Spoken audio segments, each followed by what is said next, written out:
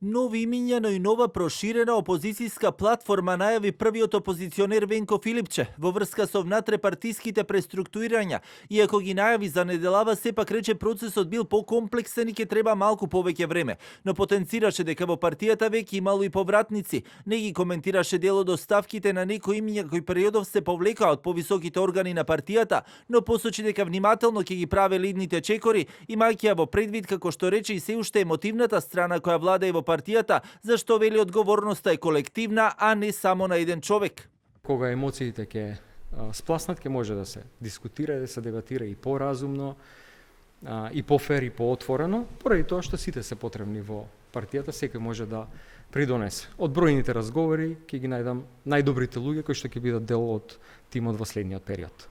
Најавив дека тоа ќе се случи оваа недела, но сепак ќе треба нешто повеќе време. Не сакам да се избрза со тој процес, но секако навремено ќе информира.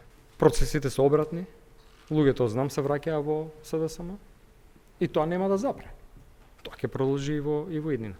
Иако пред скоро 2 месеци ја најави резолуцијата за која пак вчера собранискиот спикер Гаши рече дека не е официјално стигната до законодавниот дом, Филипче денеска посочи дека ќе биле политички коректни и ќе им даде уште време на партиите, до која е испратена да ја разгледаат, а не ја исклучува можноста да ги повика и на иста маса да дискутираат доколку има расположение за тоа. Сепак од владеачката ВМРО ДПМН и денеска со критики на адреса на Филипче како причина поради ситуацијата во која се наоѓа СДСМ.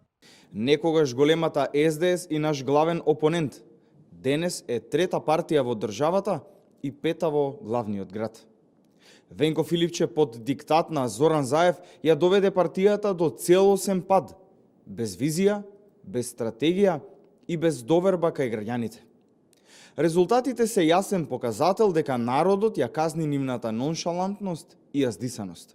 Изминатиот период по оставката која си ја поднесе подпредседателката на партијата Ана Чупевска, истото го направи кандидатот за градоначалник на Ѓорче Петров и председател на општинската организација Костадин Ацевски, кој се повлече од функцијата и истовремено побара оставки од лидерот на партијата од целото раководство.